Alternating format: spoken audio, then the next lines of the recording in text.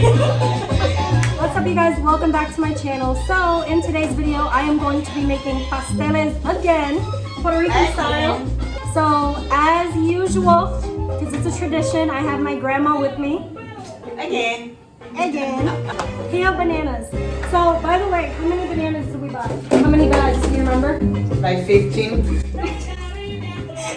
How many bags? We did not buy 15 bags of bananas. We did not buy 15 bags of bananas. We bought, I think, 5 or 6 bags of bananas. And then you're gonna need 2 packets of banana leaves. You also need, of course, pastel paper and the twine. 1 yuca, and we got 2, 5, 6, 7, about 8. What are these, jaltillas? Jaltilla blanca? 8 jaltilla blancas, 1 piece of malanga. So the malanga is going to make it kind of softer. Calabaza squash. You want 1 plátano because this is going to make the mass a little more firm. You don't want to use more than 1 though because that's going to make the masa too hard. Some malanga, 1 yuca. I may or may not use the whole thing. This will soften it. Calabaza softens it. And jaltilla blanca. Yeah, that's pretty much it. No final questions or comments. Last year for the meat, I used chicken breast only. This year I'm using chicken breast and also chicken thigh. Chicken thigh is a darker meat. It's a little more fatty. It's a little more rich.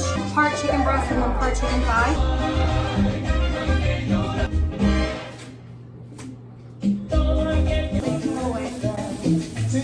And this smells so good.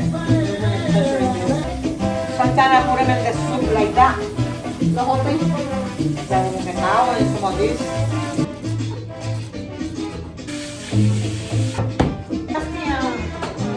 A bag of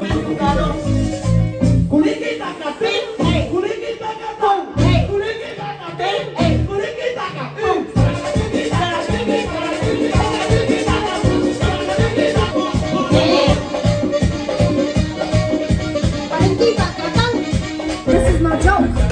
The whole yuca? yeah. Last year we didn't use yuca, I don't think. Well, 1 yuca. And the malanga that make them soft too. Yeah, the malanga makes it soft too. The malanga makes it creamy. I like the taste of malanga though. Malanga has a good taste. Malanga makes it soft. Yuca makes it soft. Calabaza makes it soft. So to make it more firm, you need 1 plátano.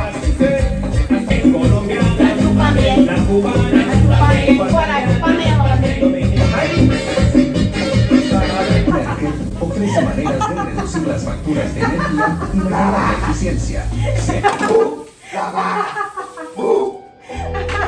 La misma vaca. Ay, bendito. ¿Qué me pasó? Yuca. Está por el medio o la idea. Skin, come out.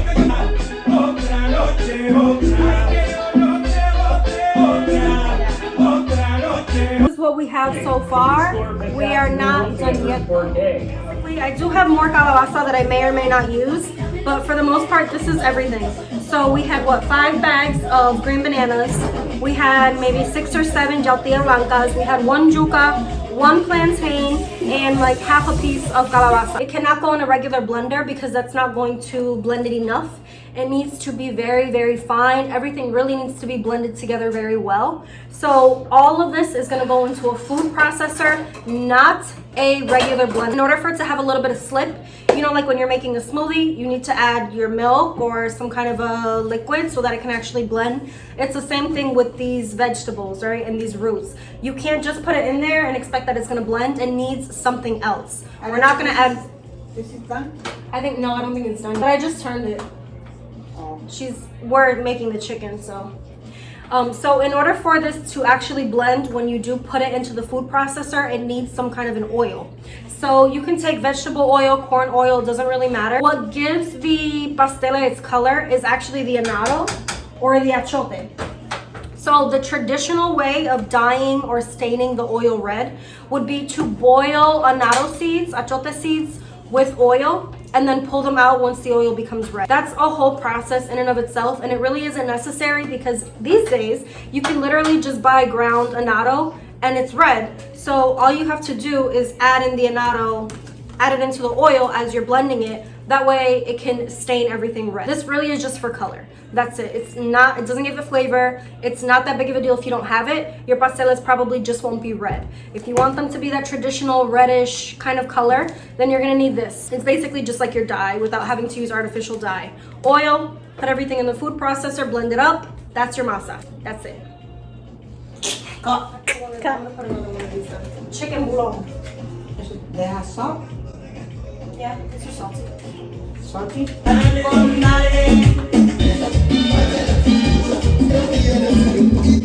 And then some.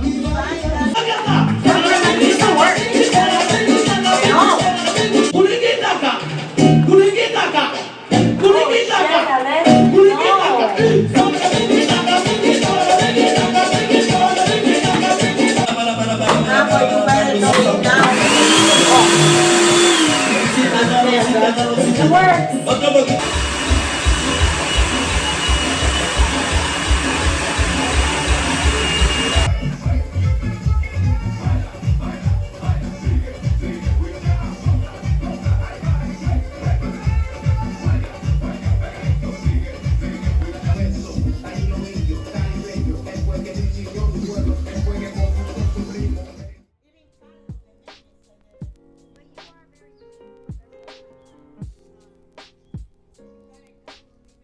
So I basically just put the remainder of the masa and the chicken in a smaller bowl, and I covered it up and I put it in the fridge. Today is Sunday, it's the next morning, so I just pulled everything out and I'm gonna finish up with the little bit that I have left. I did send my grandma home with a bunch of pasteles, and this is what I have left for the most part. I finish these up and give you guys more of a close-up as to how you can actually go about wrapping them. It may seem a little intimidating at first, but actually it's really easy to do. So of course you're gonna need a paper para pasteles, that's what it's called. You can find this at C-Town. And you are going to need banana leaves. This is going to help trap the flavor in the paper when you're boiling, so that your pasteles keep all of that good flavor that you put into them, and so that that flavor doesn't leak out while you're boiling. Also, the banana leaf itself gives a nice flavor to the food. So you want to start by cutting a decent sized piece of banana leaf, and of course make sure your hands are clean, and you want to make sure that you wash it. As you can see, mine is kind of wet, and I prefer to work with wet banana leaves because I feel like it makes folding these up a lot easier. So all you need to do is take your oil, take maybe half a tablespoon, if that. You really don't need much, and just kind of dab some of that onto your banana leaf. And I use about half of one of these big spoons, these big cooking kitchen spoons. I use about half a spoon worth of masa. This is my chicken. I do prefer to use more of like a stewed chicken or more of a wet chicken as opposed to a dry chicken, because I feel like that gives the pastele more flavor and it makes it a little more moist.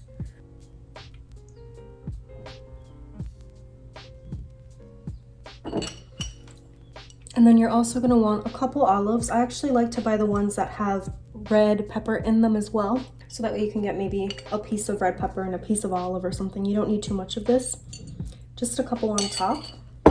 And that's pretty much it. This is gonna be your base. So you wanna make sure that this is a little bit beneath half of the paper so that it's closer to you. And then all you have to do is take this banana leaf and fold it over.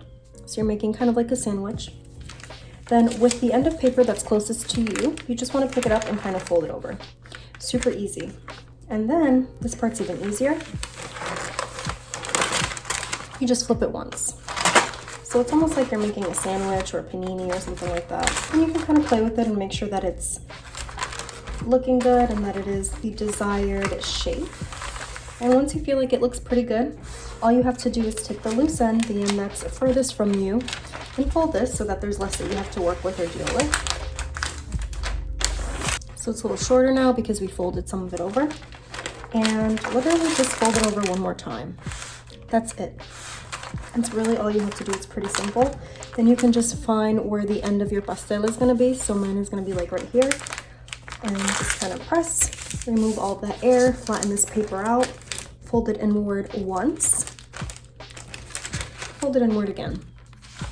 And you're gonna do the same exact thing on the other side. So it's a really easy way to do this. And boom, that's it. So again, get your paper, wash it, wet it, put it down a little below half of the paper. A little bit of oil, half of one of these kitchen spoons worth of masa, some of your chicken. I prefer to use a wet chicken or a stewed chicken just for some extra flavor and sauce. A couple olives and or peppers. Fold your banana leaf over a little bit. Take the end of paper that's closest to you and fold it over, and then fold it over one more time. Fold this over again. Should be half of your pastel should be covered by the second sheet of paper. Find where it ends and squeeze, push that air, fold it over. Same exact thing for the other side. And squeeze that air out, flatten this paper out, fold it over. We want to make sure that we're always folding because that's going to keep water from getting into it when it boils. And voila. So now what you want to do is take your two pastels and then the loose end, go ahead and put those together so they look like this, right, with the loose ends inward. And now I'm going to show you guys how to wrap this up. So take your twine, and you want to grab a little more than usual because you're actually going to double this twine, and doubling this is the key trick. This is going to make wrapping these up so much easier. You double it like this, right? And then you're going to take it and you're going to place it underneath your pastel or your yunta. And then with the doubled part, you should be able to open it up so that you can slip the loose end into it. And when you tighten, you should get something like that. Step one. Step two, all you have to do is take that loose end and separate it. Pull one into the left, pull one into the right, and this is how you are going to wrap up the sides of your pastel.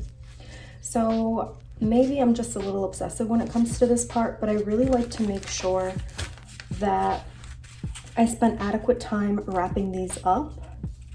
I really want to make sure that water does not get into these when boiling. Remember that these do boil for an hour, hour and a half, and so that's a lot of time, a lot of opportunity for water to get into this, a lot of opportunity for flavor to seep out.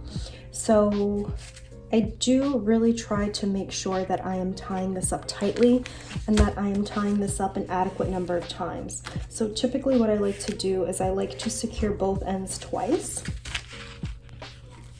as you can see. And then what I like to do after securing both ends twice is I will turn it vertically so that I can get it across one more time. And then one more time I secure the center. Like so. And I pretty much just keep doing this until I have no string left.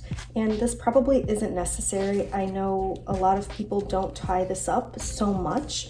It's not like it's gonna fall apart. It's not necessary that you tie it this number of times to keep it from falling apart, because it won't.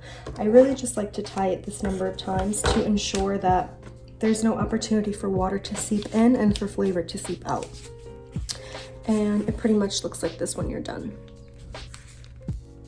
Then you can just add it to your pile and continue on.